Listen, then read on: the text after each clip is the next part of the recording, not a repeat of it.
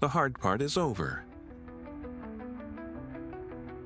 Here's what it took to get here. I start by test fitting the 3D printed parts to the body to see what needs to be done.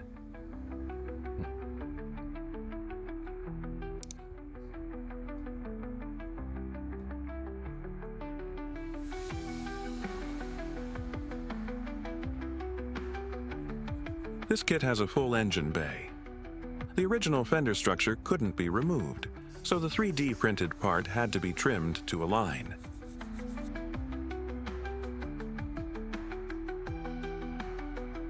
I secured the rear bumper first to get a better read on the fit.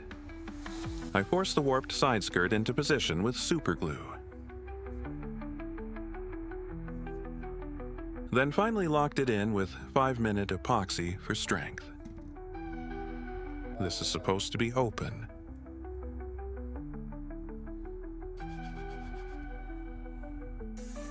Then I cut the original bumper so I could reuse the upper section, because the headlight buckets didn't fit the 3D part.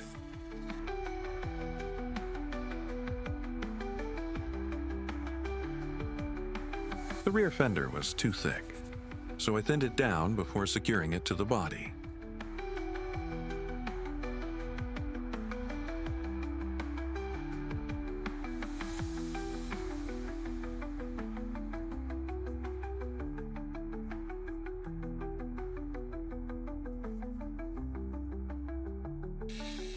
Then I trimmed the inner wheel arches for wheel clearance.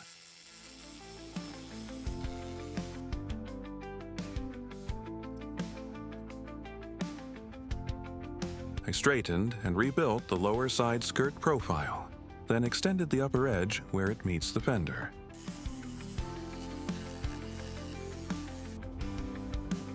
A quick coat of primer to spot any issues.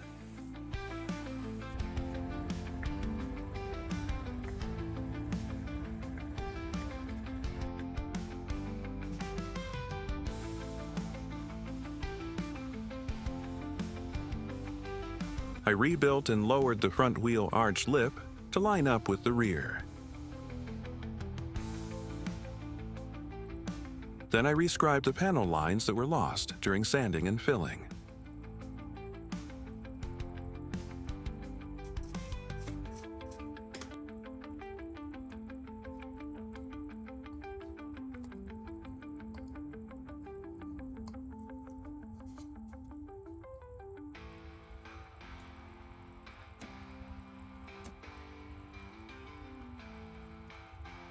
I glued the ducktail and sanded it flush with the trunk.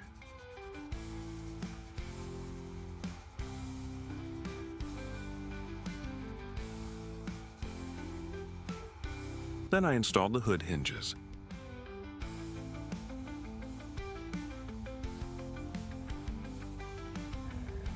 Then I applied the final full body primer.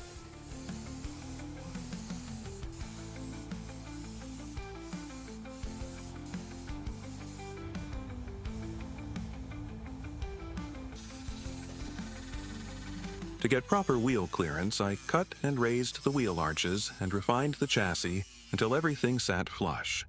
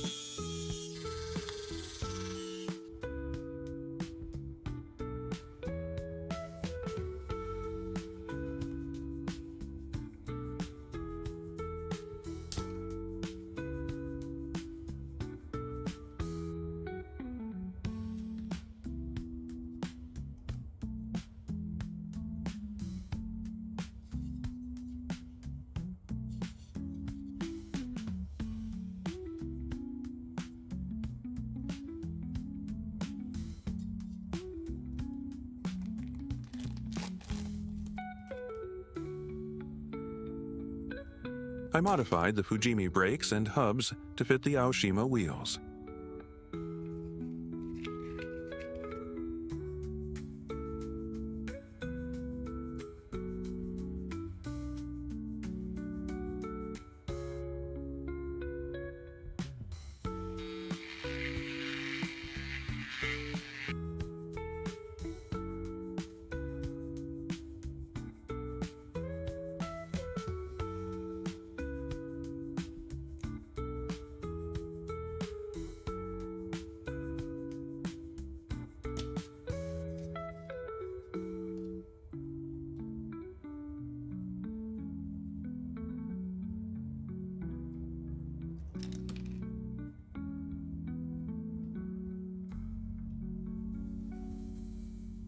First, I assembled the suspension to calculate the offset, then modified it to make everything work.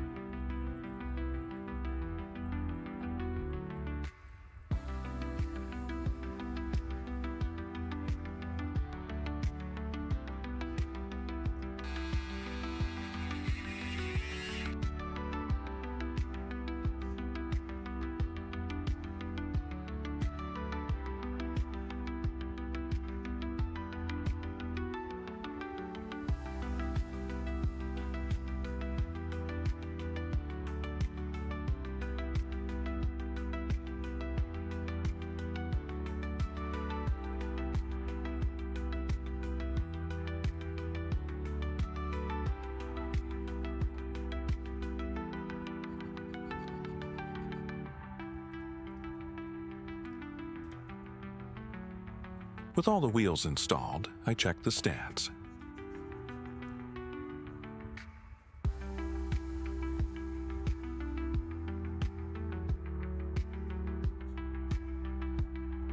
With the body kit fitting and stance sorted, I moved on to the remaining parts, starting by removing the brace. Then I adjusted the wing angle.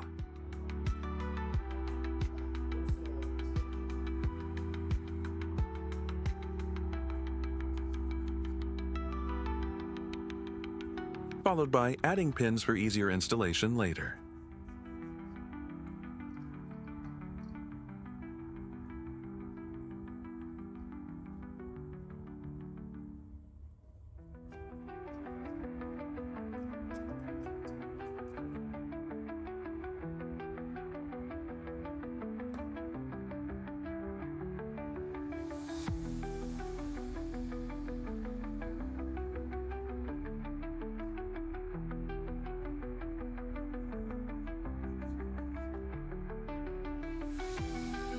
Then I refined the front winglets for a slimmer profile.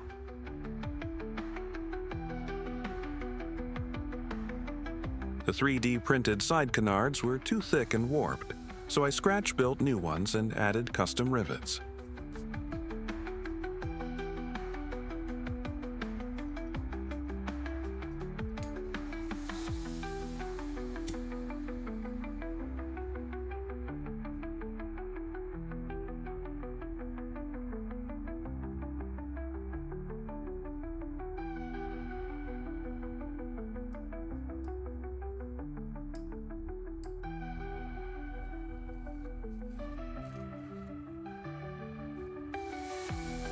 The hard part is over. Now everything is in place.